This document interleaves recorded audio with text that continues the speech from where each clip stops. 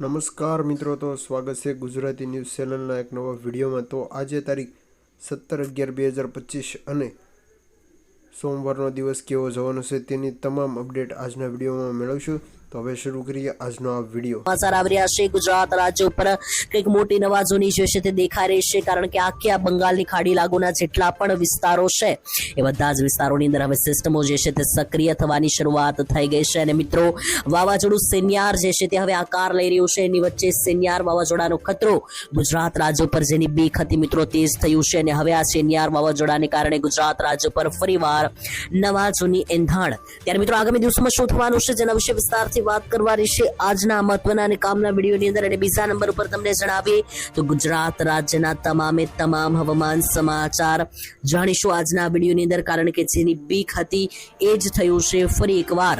ભરશિયાળે મિત્રો જે વરસાદની સિસ્ટમ બની ગઈ છે તેને કારણે ગુજરાત રાજ્ય પર જે છે તે હવે ફરી એકવાર નવાજોનીના એંધાણ દેખાઈ રહ્યા છે, તેના વિશે આજના આ વિડીયોની અંદર વિસ્તારથી વાત કરવાની છે। તો ચાલો મિત્રો, એક પછી એક બધા મુદ્દા વિશે વાત કરીએ। સૌથી પહેલા હું તમને જણાવી દઉં કે આજના વિડીયોની અંદર આપણે કયા કયા મુદ્દાઓ વિશે વાત કરવાની છે, ગુજરાત રાજ્યની અંદર શું થવાનું છે અને આગામી દિવસોની અંદર ગુજરાતની અંદર શું મોટી નવાજોની થતી જોવા મળી રહી છે, જેના વિશે વિસ્તારથી વાત જે છે મિત્રો આપણે કરવાની છે આજના આ મહત્વના અને કામના વિડીયોની અંદર, તેના વિશે વાત કરવાની છે। તો ખાસ કરીને મિત્રો, આજના આ વિડીયોની અંદર આપણે કયા કયા મુખ્ય વિષય ટોપિકો વિશે વાત કરવાની છે, તો આજના જે મુખ્ય વિષયો છે તેના વિશે મિત્રો વાત કરીએ તો આજના જે છે તે મિત્રો આપણા મુખ્ય વિષયો 1 થી લઈને 4 રહેવાના છે।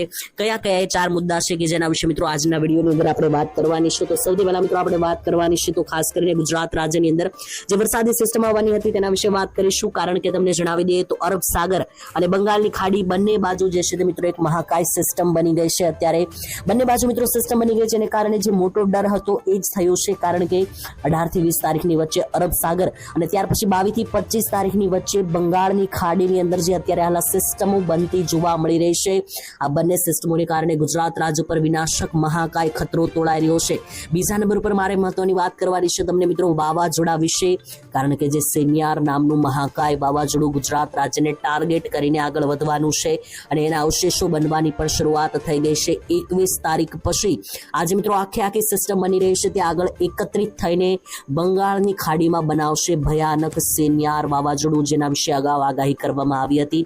ત્રીજા નંબર પર મારે તમને મહત્વની વાત કરવાની છે ગુજરાત રાજ્યમાં ચાલી રહેલા વાતાવરણ વિશે, એટલે કે અત્યારનું ગુજરાતનું હાલનું વાતાવરણ કેવું છે અને આગામી 4 થી 5 દિવસ ગુજરાત રાજ્ય માટે કેવા જવાના છે તેના વિશે પણ વાત કરીશું। સાથે જ છેલ્લે મિત્રો મારે તમને મહત્વની માહિતી આપવાની છે શિયાળાને લઈને। તો ગુજરાત રાજ્યની અંદર અત્યારે હાલ શિયાળો ઠાલી રહ્યો છે, તો ઠંડી બાબતે શું નવી નવાજોની છે, શું નવી આગાહી છે, ચાલો મિત્રો એક પછી એક બધી ચર્ચાઓ કરીએ। તેના પહેલા જોઈ લો મિત્રો, 26 તારીખે મહાકાય ખૂંખાર વાવાઝોડું સેન્યાર અહીંયા બની રહ્યું છે અને ત્યાર પછી વાવાઝોડું ધીમે ધીમે આગળ વધી રહ્યું છે। 29 અને 30 તારીખે જઈને વાવાઝોડું ગુજરાત નજીક આવતા ગુજરાતમાં પણ કંઈક મોટી નવાજોની થવાના સંકેતો બની રહ્યા છે। તેની વચ્ચે આગામી દિવસોની અંદર શું થવાનું છે ચાલો મિત્રો વાત કરીએ। મિત્રો કેટલાક ફોટા અને કેટલાક જે વિડીયો આવી રહ્યા છે તેના માધ્યમથી આપણે સમજવાનું છે કે શું થવાનું છે ગુજરાત રાજ્યના અત્યારના હાલના વાતાવરણ વિશે હું તમને અપડેટ આપું તો આજે મિત્રો થઈ છે તારીખ 17 અને વાર થયો છે રજાના દિવસ પછીનો આજે સોમવાર।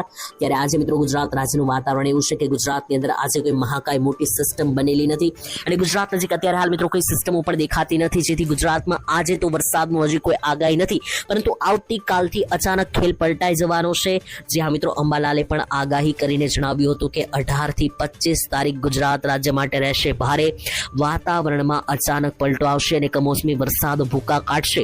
ત્યારે મિત્રો અંબાલાલ પટેલની આગાહી ક્યાંક ને ક્યાંક સાચી પડી શકે, કારણ કે સેન્યાર વાવાઝોડું બંગાળની ખાડીની અંદર અને અરબ સાગરમાં લો પ્રેશરીય સિસ્ટમ બંને બાજુથી એક સાથે બેવડી સિસ્ટમો ભૂકા બોલાવશે। ડબલ ચક્રવાતી સિસ્ટમો બની જતા ગુજરાત રાજ્ય પર ભયનો માહોલ, એટલે કે અત્યારના હાલના વાતાવરણમાં આજે કોઈ મોટો ડર નથી, પરંતુ આવતીકાલથી સિસ્ટમો જે છે તે ક્રિએટ થવા લાગશે। 18 તારીખથી લઈને 25 તારીખ શું આખો માસ્ટર પ્લાન છે તે આ વિડીયોમાં આગળ જાણીશું। બીજા નંબર ઉપર મિત્રો તમને જણાવી તો ખાસ કરીને જે વાવાઝોડા વિશે આપણે વાત કરી રહ્યા છે ફટાફટ તેના વિશે અપડેટ લઈએ। મિત્રો જોઈ લો, આ તમે ફોટો જોઈ રહ્યા છો બંગાળની ખાડીનો 22 થી 25 તારીખ વચ્ચે કેવું વાતાવરણ જોવા મળશે તેના વિશે મિત્રો આ ફોટો દર્શાવી રહ્યો છે અને આ ફોટાની અંદર તમે લાઈવ જોઈ રહ્યા છો સેન્યાર વાવાઝોડું જે મિત્રો બંગાળની ખાડીમાં બની રહ્યું છે।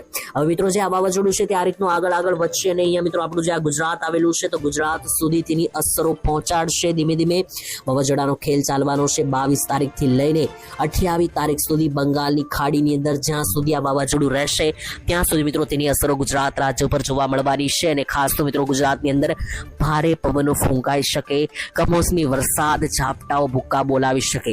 તો ખેડૂત ભાઈઓ અગાઉ તૈયારીમાં રહેજો, કારણ કે 28 તારીખ આસપાસ ગયા મહિનાની અંદર દિવાળી પછી જે ઝાપટા પડ્યા હતા ખતરનાક, તેમાં કરોડો રૂપિયાનું નુકસાન ગયું હતું.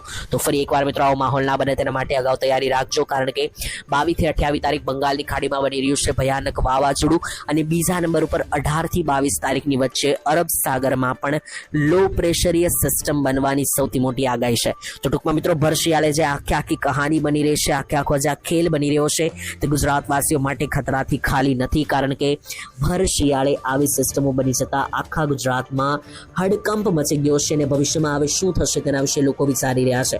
કારણ કે મિત્રો સેટેલાઇટમાંથી લાઈવ પિક્ચર આવી રહ્યા છે, જે તમે અહીંયા જોઈ રહ્યા છો કે બંગાળની ખાડીનો આખો દ્રશ્ય છે જે સેટેલાઇટ દ્વારા લેવામાં આવ્યું છે. અને અહીંયા મિત્રો સેન્ટરમાં જે તમે આ રિંગ જોઈ રહ્યા છો વાવાઝોડાની, આ જે રિંગ છે ત્યાં 180 કિલોમીટર પ્રતિ કલાક સુધીના પવનો સાથે જે છે તે મિત્રો આ વાવાઝોડું, આ ચક્રવાત જે છે તે મિત્રો આગળ વધતું જોવા મળી રહ્યું છે. તેને કારણે સૌથી વધારે મિત્રો ડરનો માહોલ બનેલો છે. જો કે મિત્રો તમને જણાવી તો આ સિસ્ટમ જેમ જેમ આગળ વધશે તેમ તેમ જેવા વાદળો ગુજરાત રાજ્ય પર બનશે અને જે નવી આગાહી આવશે અમે તમને જણાવતા રહીશું. એની પહેલા જો તમે આ ચેનલને સબસ્ક્રાઇબ નથી કરી તો કરી લેજો, કારણ કે વાવાઝોડું ગમે ત્યારે દિશા બદલી શકે, ગમે ત્યારે નબળું કે મજબૂત થઈ શકે. તો જ્યારે વાવાઝોડામાં કોઈ પણ બદલાવ આવશે, કોઈ પણ સિસ્ટમોમાં જો બદલાવ આવશે, કોઈ પણ ફેરફાર થશે, તો એ તમને જાણવા મળશે અમારી આ એકમાત્ર યુટ્યુબ ચેનલના માધ્યમથી. ચેનલને સબસ્ક્રાઇબ કરી દેજો. આ ચેનલના માધ્યમથી દરરોજના સચોટ અને સાચા હવામાન સમાચાર જે છે તે મિત્રો તમને મળતા રહેવાના છે. તો મિત્રો હાલ માટે આટલું જ. ત્યાર પછી વાવાઝોડાની પછી હવે વાત કરીએ શિયાળાને લઈને.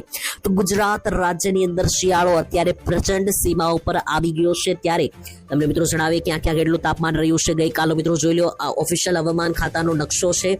ગઈકાલે તારીખ હતી 16 નવેમ્બર, એટલે કે 16/11/2025. ત્યારે ગઈકાલે શું થયું છે તેના વિશે વાત કરીએ તો ગુજરાત રાજ્યના હવામાનની અંદર ગઈકાલે મધ્ય ગુજરાતની અંદર સરેરાશ તાપમાન જોવા મળ્યું 16 ડિગ્રી, જેમાંથી દાહોદમાં સૌથી ઓછું 10 ડિગ્રી તાપમાન ગઈકાલે પહોંચ્યું છે. તો મિત્રો હવે તમે કહી શકો કે ગુજરાતમાં શિયાળો જામી ગયો છે.